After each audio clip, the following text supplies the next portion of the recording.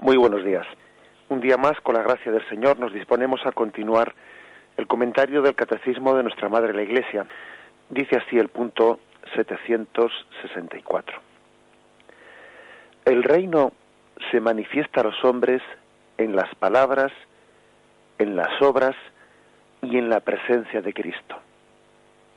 Fijaros que ha distinguido: el reino de Dios se manifestó en las palabras, en las obras, pero sobre todo en la presencia de Cristo. Con Él llegó el reino de Dios. El reino de Dios ha llegado a vosotros en Jesús. Acoger la palabra de Jesús es acoger el reino. El germen y el comienzo del reino son el pequeño rebaño. Aquí cita Lucas 12:32, que dice ese texto: no temas, pequeño rebaño, porque a vuestro Padre le ha parecido bien daros a vosotros el reino.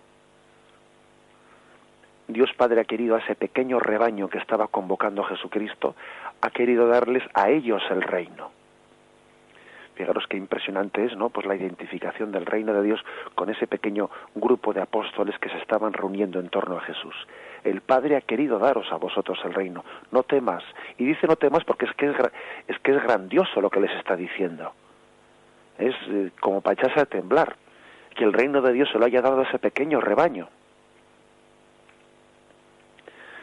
Por lo tanto, el germen de ese reino está en ese pequeño rebaño, de los que Jesús ha venido a convocar en torno suyo y de los que él mismo es pastor.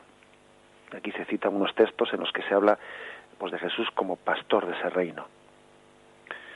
Mateo 10:16 dice: mirad que yo os envío como ovejas en medio de lobos. Sed pues prudentes como las serpientes y sencillos como palomas. Mateo 26:31. Entonces les dice Jesús: todos vosotros vais a escandalizaros de mí esta noche, porque está escrito: heriré al pastor y se dispersarán las ovejas del rebaño. Ese ser pastor está identificado de alguna forma con un reino de Dios convocado en torno a un pastor. Por eso dice pequeño rebaño. No temas, pequeño rebaño. El Padre te ha encomendado este reino. Es un pequeño rebaño en torno a un pastor que pastorea ese reino de Dios. Dice que constituye ese pequeño rebaño, ese reino de Dios en germen, que está en ese grupo de apóstoles que Jesús está reuniendo, constituyen la verdadera familia de Jesús. Y aquí se cita ese texto de Mateo 12:49, 47-49, que dice: alguien le dijo: oye, ahí fuera están tu madre y tus hermanos que desean hablarte. Pero él respondió al que se lo decía: ¿quién es mi madre y quiénes son mis hermanos? Y extendiendo su mano hacia sus discípulos dijo: estos son mi madre y mis hermanos. Pues todo el que cumple la voluntad de mi Padre, ese es mi hermano, mi hermana y mi madre. Es decir, que la verdadera familia de Jesús estaba en ese pequeño rebaño, que era el reino de Dios, en germen, allí presente.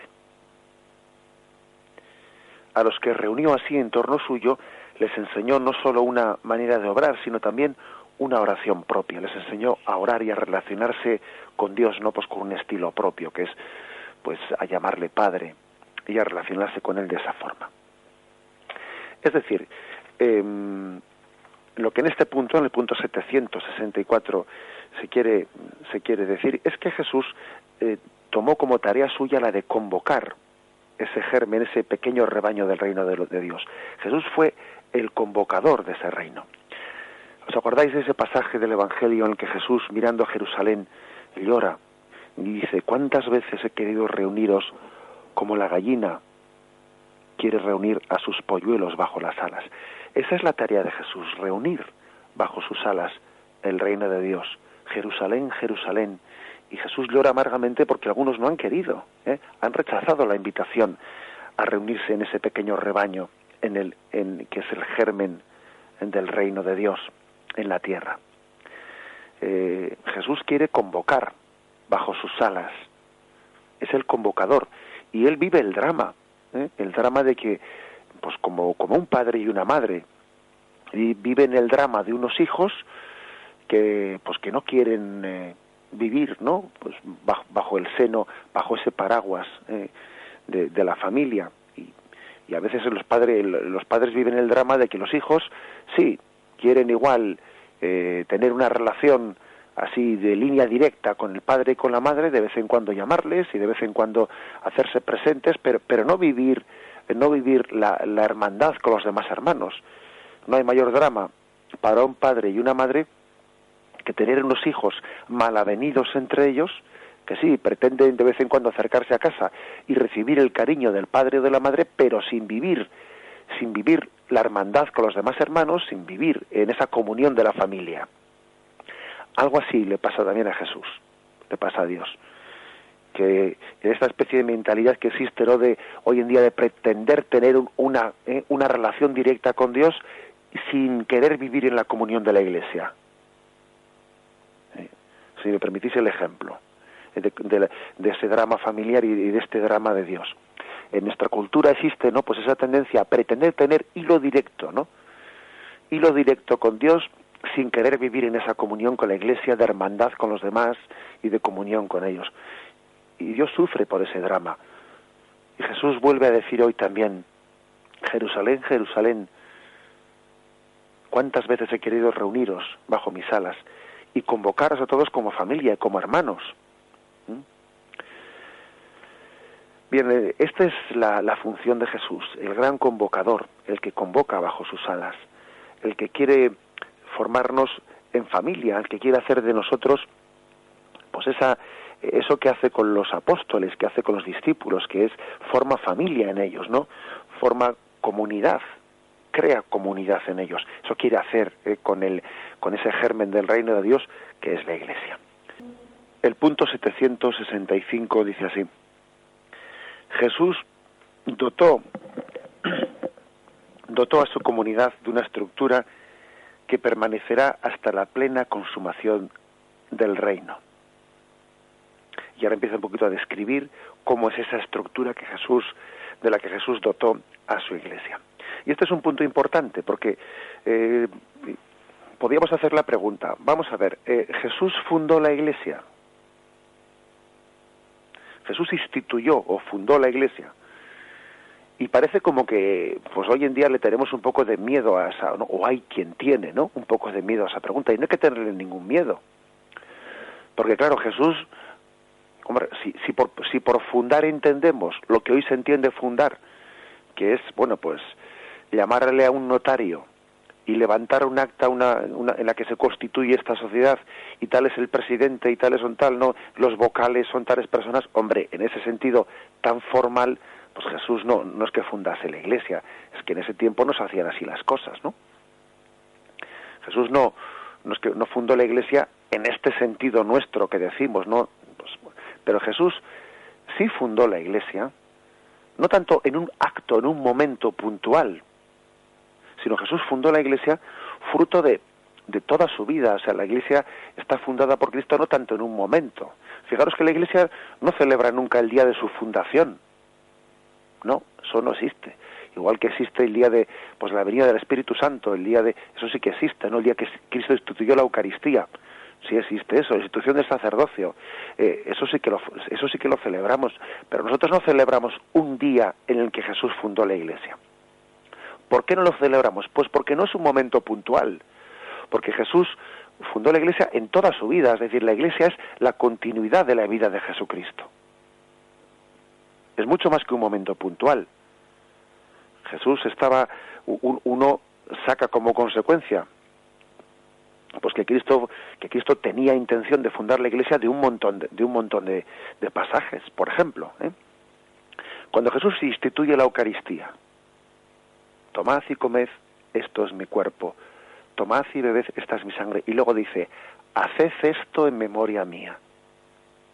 Hombre, si él dice haced esto en memoria mía, es que evidentemente tiene una intención, Jesús tiene una clara voluntad de que lo que él está predicando haya quien lo continúe, de que la obra de Cristo no se termine con él, Si él dice, haced esto en memoria mía, es que Jesús tenía claramente una voluntad de que existiese una iglesia que iba a continuar su obra, entre otras cosas, celebrando la Eucaristía.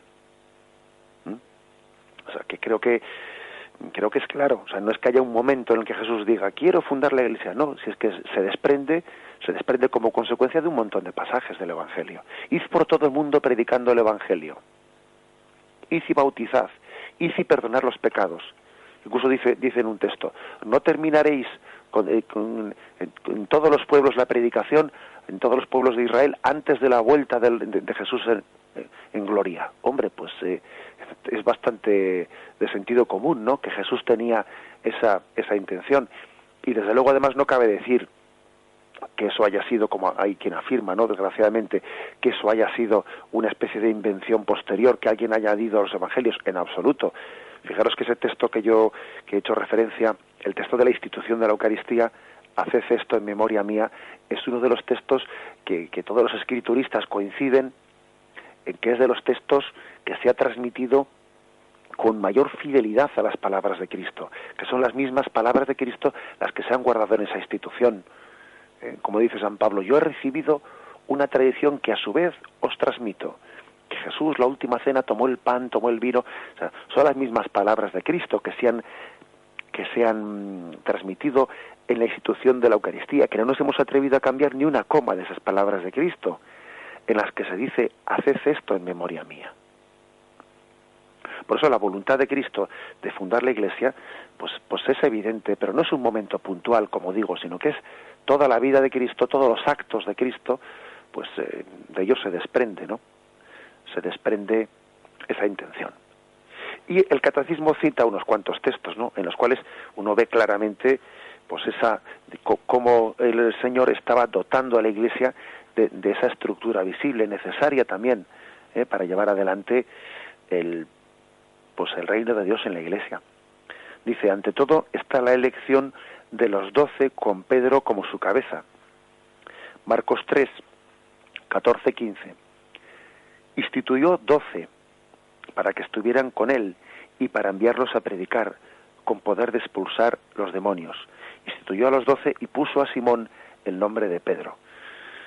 Bueno, pues no es casual, evidentemente, el hecho de que Jesús eligiese 12 apóstoles. Con ello estaba queriendo, pues, empalmar, de alguna manera continuar, pues, la imagen del pueblo de Dios en Israel, que tenía 12 tribus. Sin duda alguna, pues los 12 apóstoles no es una elección casual. El hecho de que elija a Simón Pedro también como cabeza de ese colegio apostólico, algo quiere decir. Pues quiere decir que Jesús era consciente de que cuando él desapareciese, alguien tenía que hacer de cabeza. Si Jesús no hubiese querido, pues que el colegio apostólico hubiese tenido una prolongación después de su muerte, resurrección y ascensión a los cielos, hombre, no hubiese hecho falta elegir ninguna cabeza entre ellos.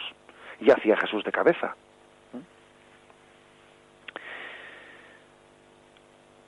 Continúa, dice el texto Mateo 19, 28, Jesús les dijo, yo os aseguro que vosotros que me habéis seguido, en la regeneración, cuando el Hijo del Hombre se siente en el trono de gloria, os sentaréis también vosotros en 12 tronos para juzgar a las 12 tribus de Israel. Jesús está hablando de los apóstoles, diciendo que se van a sentar en los 12 tronos. Fijaros hasta qué punto Jesús tiene conciencia, ¿no?, de haber fundado en ese pequeño rebaño, en torno a él, de haber fundado el reino de Dios, la Iglesia. Qué conciencia tiene, que habla de que se van a sentar en los 12 tronos. Es impresionante esta expresión. Más adelante sigue Lucas 22:30, el siguiente texto que cita el Catecismo.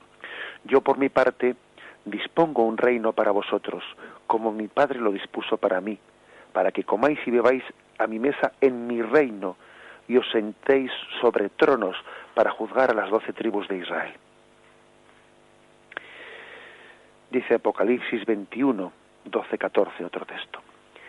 Tenía una muralla grande y alta con 12 puertas, y sobre las puertas 12 ángeles, y nombres grabados, que son los de las 12 tribus de los hijos de Israel. Al oriente 3 puertas, al norte 3 puertas, al mediodía 3 puertas, al occidente 3 puertas. La muralla de la ciudad se asienta sobre 12 piedras, que llevan los nombres de los 12 apóstoles del Cordero. Lo que quiere decir que Jesús describe su iglesia no solo como una imagen para esta tierra, sino también como una imagen del cielo. La iglesia de Cristo, tendrá su consumación en el cielo. No será algo que termine con esta vida. La iglesia pues está prolongada en la Jerusalén celestial, en la Jerusalén del cielo. La iglesia triunfante, decimos, ¿no? Que existe la iglesia purgante, la iglesia... Fijaros que no dice solamente que existen las almas purgantes, sino la iglesia purgante. No solo existen las almas de los salvados en el cielo, sino la iglesia triunfante. Es decir, el misterio de la iglesia se prolonga más allá de esta vida, porque es comunión entre nosotros. O sea que la iglesia no es una institución pasajera, únicamente para esta vida, no se habla solo de las almas purgantes, de la iglesia purgante, o de la iglesia triunfante, la Jerusalén celestial.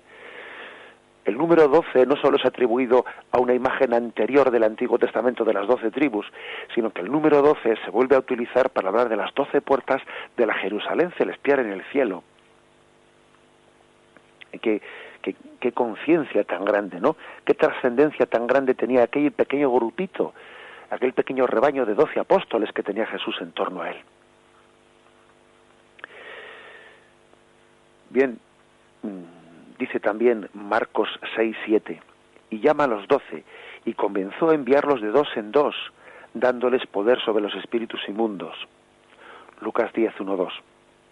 Después de esto, designó el Señor a otros 72, y los envió de 2 en 2 delante de sí, a todas las ciudades donde él había de ir, y les dijo: la mies es mucha, y los obreros pocos. Rogad pues al Señor de la mies que envíe obreros a su mies. Es decir, que Jesús le fue dando cuerpo, le fue dando estructura a esa iglesia que le estaba formando. Y tenía un grupo más íntimo, de 12 apóstoles, y un grupo más amplio, que aquí habla de los 72 discípulos que Jesús envió. Luego él le iba dando forma. Se habla de los 12 apóstoles y los 72 discípulos que envió, que tendrían con Jesús pues una relación estrecha, pero no tan estrecha como la de los apóstoles. ¿Acaso no es esto, no? ¿Acaso no manifiesta esto una clara intención de Jesús, no? De ir formando esa iglesia. Llamámosle formando, instituyendo, fundando, ¿qué más da? Que aquí no vamos a discutir por las palabras, ¿no? Lo importante es la realidad de que la iglesia nace de Cristo. Y que es totalmente falsa, como hemos dicho, esa frase de que Jesús predicó el reino de Dios y otros fundaron la iglesia. Eso es falso. En reino de Dios e iglesia se identifican en ese sentido que hemos explicado antes, ¿no? Y la iglesia es fruto de toda la vida y la obra y las palabras y la presencia de Cristo. Bien, pues podríamos poner más textos, porque de hecho también ofrece más textos todavía el catecismo, pero yo creo que es suficiente, ¿no? Es suficiente el apoyarnos en estos textos para entender en qué sentido la Iglesia pues es fruto de las palabras, de las obras, de la presencia, de la vida entera de Jesucristo. Él la da luz en ese sentido, y bueno, podemos con ello quedarnos únicamente con el texto o con el último de los puntos, que es el punto 766, con lo cual concluimos la exposición. Alabado sea Jesucristo.